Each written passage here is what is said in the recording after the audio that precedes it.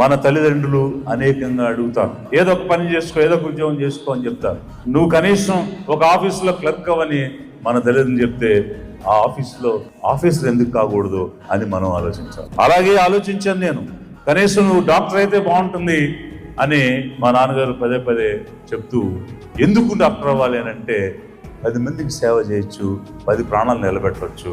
నీకు దేవుడు ఒక ప్రాణం ఇస్తే అలాంటి ప్రాణం 10 మందికి ఇవ్వచ్చు, అందుకే ఈ పని చేయని పదే పదే చెప్పేవారు. నేనేం ఆలోచించానంటే, అలాంటి 10 మంది డాక్టర్లతో పని చేయించే స్థాయి ఇంకేదన్నా ఉందా అని ఆలోచించి, ఐఏఎస్ అయితే 100 మంది డాక్టర్లను కూర్చోబెట్టి వాళ్ళు చేసే పని సక్రమంగా చేస్తున్నారా, వాళ్ళు 100 మంది 100 ప్రాణాలు నిలబెడుతున్నారా లేదా అని చూడొచ్చని ఈ స్థాయికి నేను వచ్చాను.